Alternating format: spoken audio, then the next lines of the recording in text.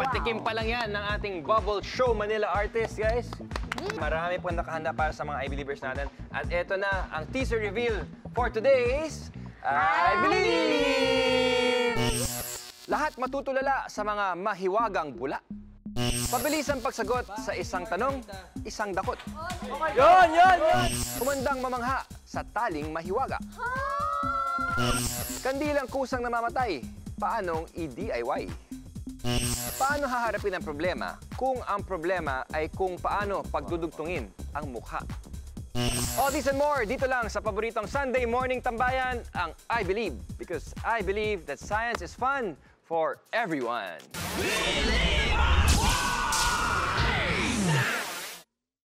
Good morning sa inyo mga I-Believers! Ayan, nandito ulit tayo sa The Dessert Museum sa Conrad Hotel. At syempre, makakasama natin ulit ang ating Sparkle Teens na nagagandaan at nagagapuhan mag-ingat! Let's go! Sparkle Teens! Yes! Para naman magpagaling yan sa utakan, dito lang yan sa Believe Ako sa Challenge! Hello guys! Sa challenge nyo today, 3 ang maglalaro at 1 ang magiging human claw. Human claw? Timer starts pagbunot ng index card na may riddle tungkol sa prutas. Babasahin ito ng operator, sasagutin at ipapakuha ang sagot sa human claw. Hahanapin ng human claw ang naturang toy fruit sa loob ng play area. Kapag napulot niya ang tamang sagot, time stops. At kilalanin naman natin ang ating human clone, si Naomi Park. Ayan. Naomi, curious lang ako. Anong weight mo? 38 kilos. 38, grabe naman yun. Napakagaan naman yun. Pero okay lang yan kasi, alam nyo guys, 50 kilograms kasi ang weighing capacity niya, yung human clone natin. At ang una nating operator ay si John Clifford. So, ready ka na ba? Ready, Okay, get ready. Timer starts now. Pili. Basa. Let's go!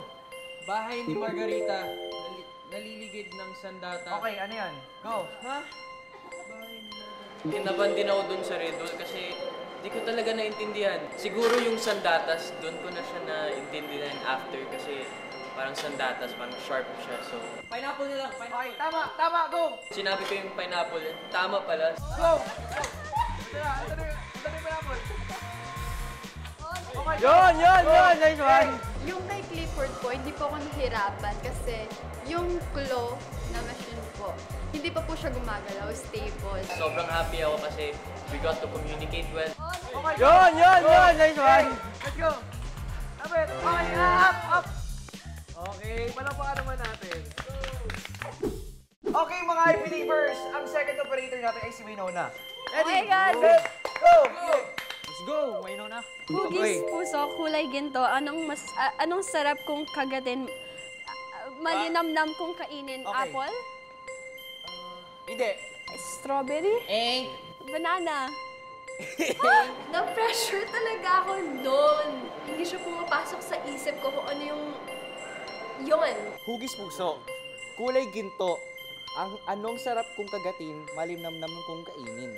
Pagkagat yung malinamnam, parang naisip ko yung like strawberry, ganon. At hindi ko talaga naisip yung ginto. Hindi ko alam kung bakit.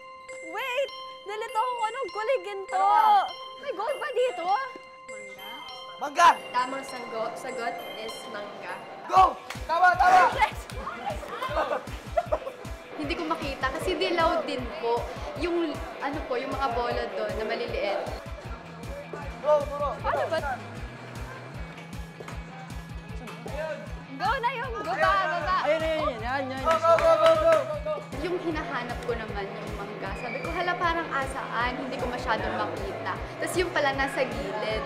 So medyo nahirapan ako nung time na yun. Mabagal siya. Girl, nandito talaga ako, no? Nice.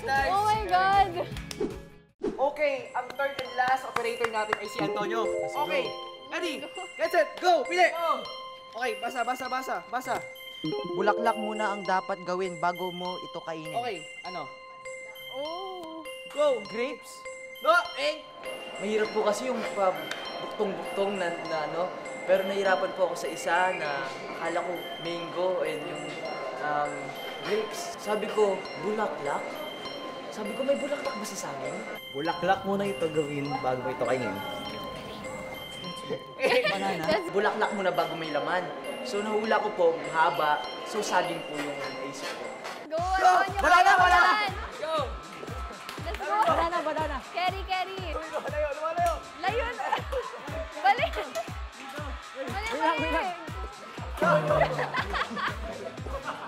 Si Antonio po, parang hirap po, hindi pa po alam kung saan yung pupuntahan. So ayun, medyo nahihilo na po ako nung time na yun. Parang munti ka na nga po kung maano dun sa bakal. Baba! Sana hindi magalit sa yung sa. Sorry na yung niya. Sana hindi ka nahihilo. Sabi ko, hala, asan na yung prutas? Yung tipong andun na, lumalayo ako. Oy!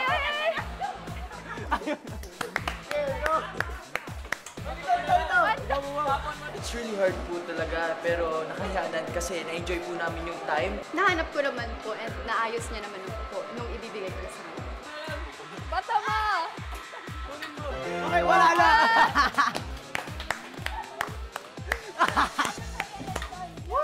Okay guys, time reveal tayo ngayon para sa ating Globalan Challenge. Ayan, so ang una ay si Antonio. Okay, reveal natin. Ang nakuha ang time ni Antonio ay 1 minute and 8 seconds. 1 minute! Oh my God! Maganda Oh my yun. God. Good job. Okay, ang time ni Maynona ay 1 minute and 28 seconds. Ang time ni John Liebert ay 4 minutes.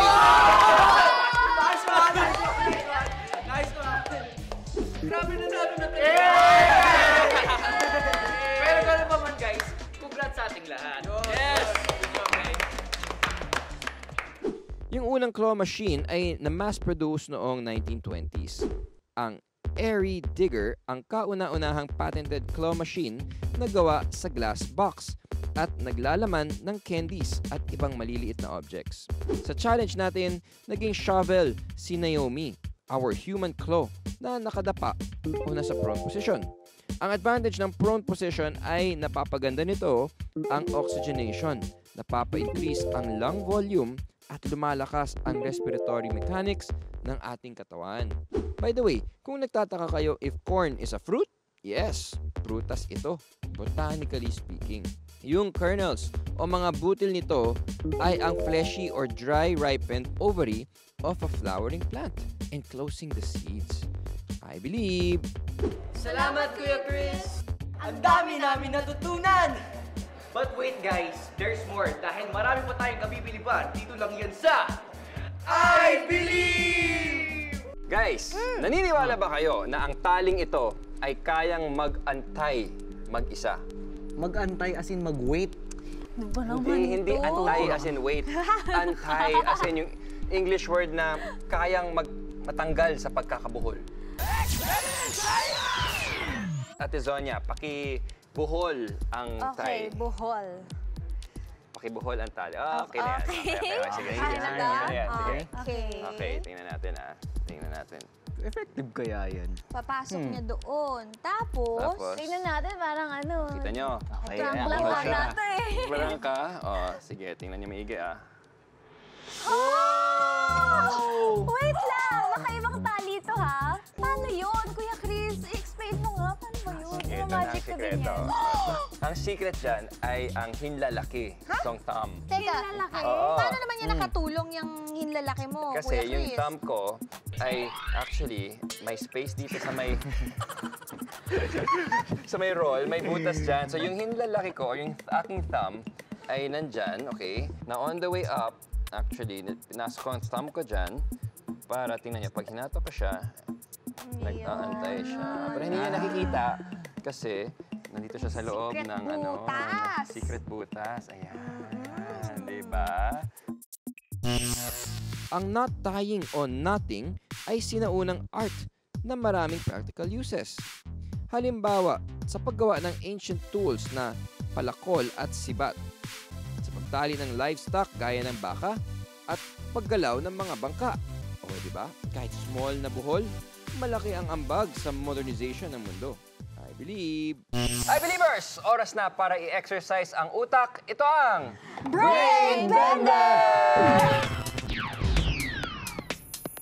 Ano bang tawag dito sa brain bender na ito, Kuya Chris? ang tawag dito ay about face. About face. About face kasi tungkol sa mukha. Oo. Ito ang challenge, okay? Gamit ang tubes, may 3 tubes tayo, kailangan yung i-connect ang magkakaparehas na mukha, okay?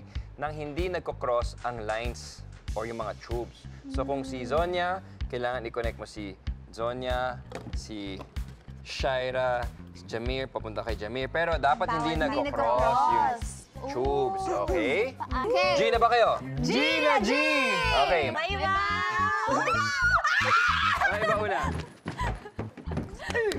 Ay! Oh, Jimmy! Iniisip ko pa lang Okay, ang ating first problem solver.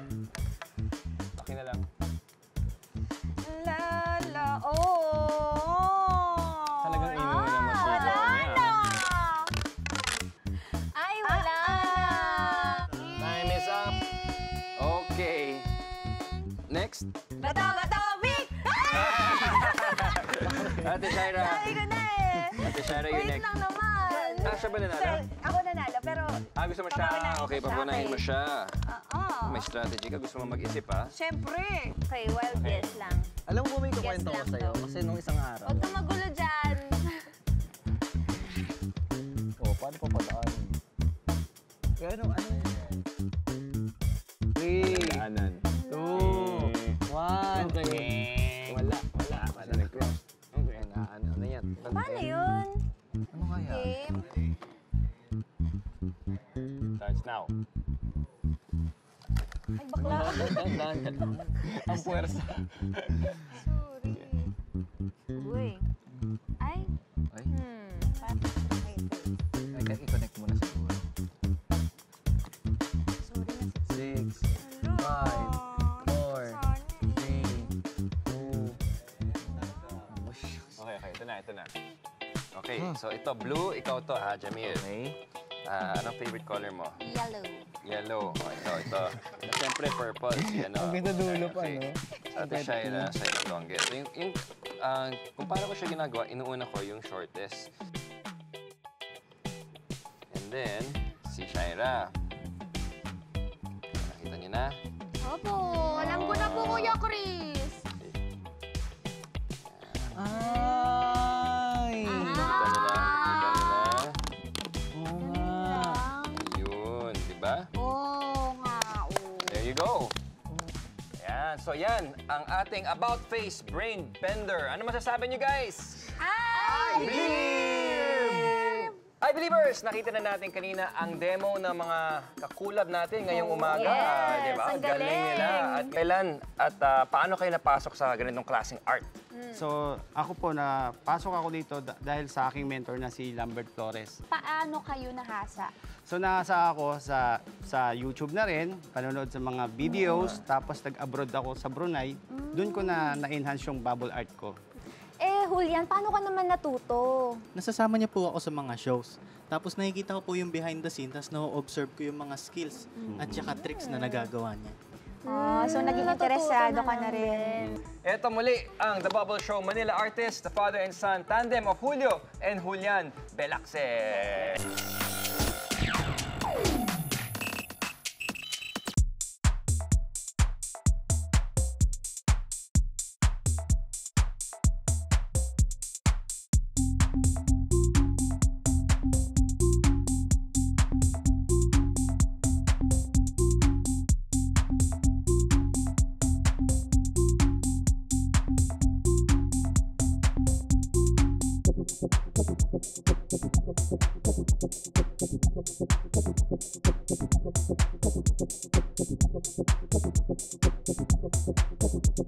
Thank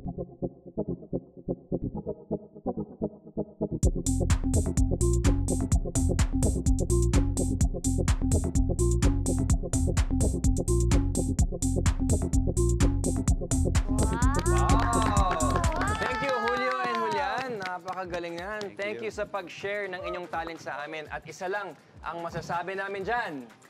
I believe! Karamihan sa bubble solutions ay binubuo ng detergent sa tubig. At para mas lumaki ito, dinadagdagan ito ng ingredient na kung tawagin ay glycerin. Glycerin ang nagpapatagal sa buhay ng bula sa pamamagitan ng pagbuo ng weaker hydrogen bonds sa water. Dahil dito, mas tumatagal ang evaporation ng water sa bula, kaya mas matagal bago ito pumutok. I believe! What's up, I Believers? Madalas ba kayong gumamit ng kandila? Nako ha, mag-ingat kayo kasi baka maiwan yung bukas yung kandila bago kayo matulog. Pero wag na kayo mag-alala kasi may ituturo ako sa inyo para mas safe gumamit ng kandila, 'di ba? Ito ang Auto Candle Extinguisher Life Hack. At ito lang mga kailangan natin. Meron tayo ditong partible, maliit na lyanera, may flyers din tayo dito. May manipis tayo ditong stainless steel plate. Tapos itong kandila natin at ang wooden clip. Ayan, meron din tayong mga gunting dito. So ganito lang una natin gagawin. Gamit itong maliit na lyanera natin, ang gagawin natin ay gugupitin natin siya. Magpatulong kayo sa inyong mga magulang o kung sino nandyan.